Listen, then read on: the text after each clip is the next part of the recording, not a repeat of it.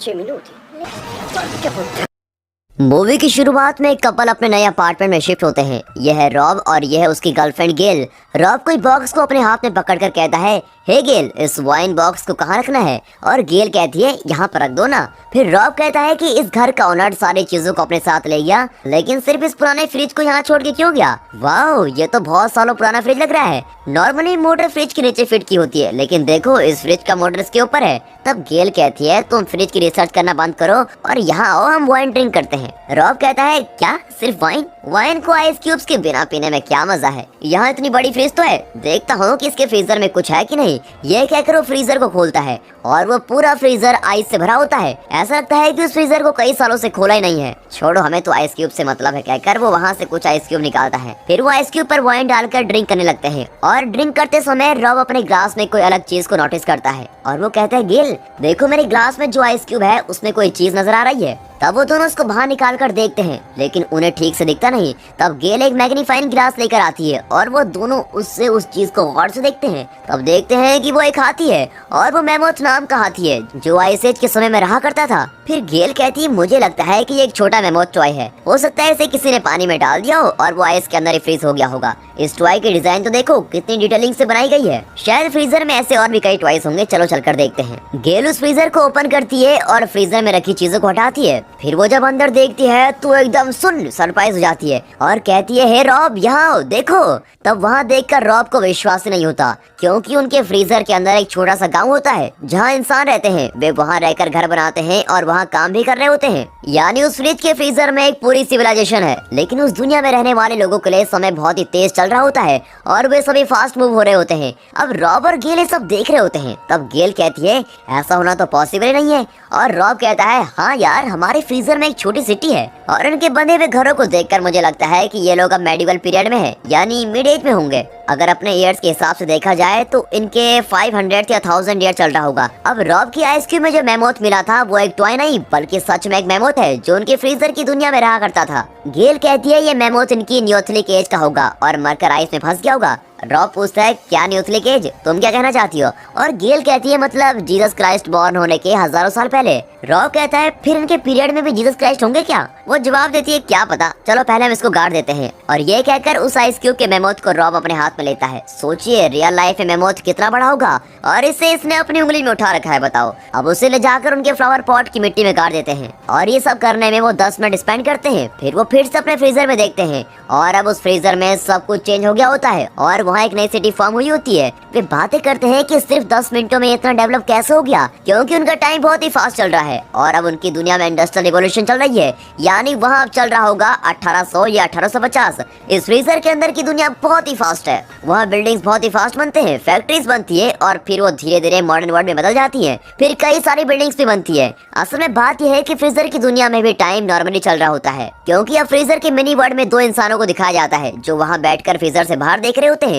और वहाँ से रॉब और गेल कुछ मोमेंट्स के बिना स्टिल नजर आते हैं। मतलब उस मिनी वर्ल्ड के लोगों के लिए हमारी दुनिया बहुत ही स्लो है। अब उस मिनी वर्ल्ड में जो 2 इंसान बैठे हैं वो एक दूसरे से पूछते हैं कि ये दोनों कौन है? ये हमें कई सालों से ऐसे घूरते हुए देख रहे हैं। इस पर उसका दोस्त कहता है कि वो कौन है, इससे क्या फर्क पड़ता है। लेकिन उस लेडी के मुंह में ब्रोकली है, वो दिखने में बहुत ही गंदी लग रही है। खैर चलो हम अपना काम करते हैं, ये कहकर वो अपना काम करने में लग जाते हैं। अब रॉब और गेल फ्रीजर में देखते रहते हैं वो मिनी वर्ल्ड कैसे स्पीड से डेवलप हो रहा है। असल में अभी दिखाए गए 2 इंसानों के जन्म से लेकर उनके मरने तक के बीच का टाइम रॉब और गेल के लिए सिर्फ 1 सेकंड का समय था। अब वे देखते हैं कि उस मिनी वर्ल्ड में साल 2000, 2019, कोरोना ये सब वहाँ पर चल रहा होता है। फिर काफी हाई टावर्स बनते हैं और वो दोनों जो बिल्डिंग्स को देखते हैं उनकी हाइट्स बढ़ रही होती है और फिर वहाँ के लोगों का इवोल्यूशन का लेवल भी बढ़ता है। अब रॉब फ्रीजर के अंदर बड़ी ध्यान से देखता है, क्योंकि अब तक वहाँ जो चल रहा था वो सब हमारी दुनिया में ऑलरेडी हो चुका है, लेकिन इसके आगे जो उस मिनी वर्ल्ड में होने जा रहा है वो हमारा फ्यूचर है। इसलिए वो ध्यान से देखता है और समझ लेता है कि वहाँ कोई प्रॉब्लम चल रही है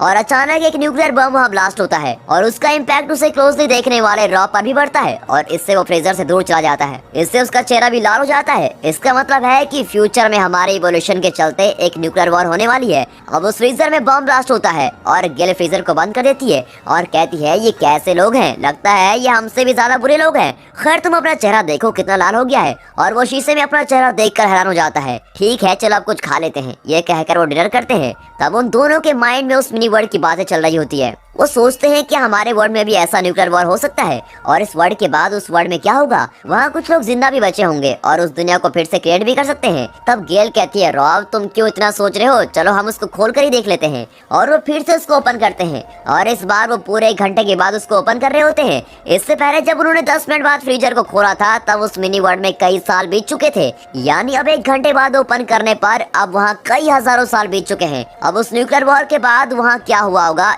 ये जानने के लिए वो दोनों फ्रीजर ओपन करते हैं। तब देखते हैं कि सच में कुछ लोगों ने बचकर उस वर्ल्ड को उन्होंने धीरे धीरे रिबिल्ड कर लिया है और अब वहाँ के लोग एक नए लेवल पर इवॉल्व हो रहे हैं। और वहाँ आसमान में चलने वाली गाड़ियाँ, आसमान में ट्रैफिक सिग्नल और कई सारे डिफरेंट बिल्डिंग्स जो कभी नहीं देखे गए हो, ये सभी चीजों को देखकर वो दोनों सरप्राइज हो जाते हैं। यानी एक न्यूक्लियर पावर को पॉजिटिवली यूज करने पर हम जैसे अपग्रेड हो सकते हैं, ठीक वैसे ही वो मिनी वर्ल्ड अपग्रेड होता है। अब उस मिनी वर्ल्ड में करीबन 5000 ईयर चल रहा होगा। इतना ही नहीं, उस वर्ल्ड में एक पिरामिड की शेप में एक बिल्डिंग को क्रिएट करते हैं और वहाँ रहने वाले सभी लोग उसी बिल्डिंग में जाकर रहते हैं। और इसी बिल्डिंग के चारों तरफ कई ब्रिजेस बांधे गए हैं और लोग उन्हीं ब्रिजेस से होकर उस बिल्डिंग में जाते हैं। फिर वहाँ कुछ पावरफुल वेव्स भी फॉर्म होती है। अब उस पिरामिड के अंदर कोई पावर क्रिएट होती है और सभी लोग उस पावर में बदल जाते हैं। फिर वो पिरामिड आसपास की सभी चीजों को सक कर लेता है और वो भी एक ब्लैक होल में बदल जाता है। फिर सडनली एक बिग बैंग ब्लास्ट होता है और इस ब्लास्ट से फ्रीजर के बाहर खड़े रॉब और गेल के चारों ओर कलरफुल लाइट्स क्रिएट होती हैं और ये बहुत ही खूबसूरत नजारा बनता है और रॉब और गेल इसको देखकर बहुत ही खुश होते हैं। फिर वो सभी लाइट्स फ्रीजर के अंदर चली जाती हैं और सब मिलकर एक एनर्जी फॉर्म होती है और झट से सब कुछ गायब हो जाता है। अब उनका फ्रीजर खाली हो जाता है।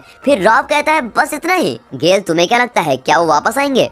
और गेल कहती है रॉब मुझे नहीं लगता कि वो वापस आएंगे, चलो कोई बात नहीं, हमने अपने फ्यूचर को देख लिया जो कोई इंसान अब तक नहीं देख पाया है। ये कहकर वो उस फ्रिज के वायर निकालकर सोने जाते हैं। अब अगले दिन सुबह उठकर कॉफी पीते समय वो दोनों भी यही सोचते हैं कि हमें फ्रिज को खोलकर देखना चाहिए। फिर उस फ्रीजर को ओपन करते ही दोनों खुश हो जाते हैं क्योंकि फ्रीजर में फिर से एक मिनी वर्ल्ड क्रिएट हुआ होता है। लेकिन अब जो देखते हैं वो काफी पास्ट का समय है, यानी वो समय जब धरती पर डायनासोर रहा करते थे और वहाँ एप्स होते हैं जो छोटे डायनासोर्स को मारकर खा रहे होते हैं, लेकिन बड़े डायनासोर्स एप्स को मारकर खाते हैं और ये एप्स ही आगे चलकर इंसानों में इवॉल्व होते हैं। फिर वहाँ आइस एज आती है और पूरी दुनिया आइस से भरी होती है। फिर वहाँ मिडिल एज आती है और इंसान घरों को बनाने लगते हैं। फिर इंडस्ट्रियल रिवॉल्यूशन और फिर मॉडर्न वर्ल्ड, इस तरह ये साइकिल कंटिन्यू होती रहती है और ये रॉब और गेल देख रहे होते हैं। और दोस्तों इसी के साथ ये मूवी यहाँ पर खत्म होती है। दोस्तों आपको ये मूवी कैसे लगी सच में कमेंट करके जरूर बताइएगा और अगर वीडियो पसंद आ गई हो तो वीडियो को एक लाइक और चैनल को सब्सक्राइब अभी कर दें। Most thrilling, most suspenseful, most entertaining से लेकर सभी जॉनर की सीरीज तो अभी सब्सक्राइब करें और नोटिफिकेशन को बस प्रेस कर दीजिए। और आपसे गुजारिश है कि जैसा प्यार आपने हमारे चैनल को दिया वैसा ही प्यार हमारे सीरीज चैनल को भी देना। And finally thanks for watching.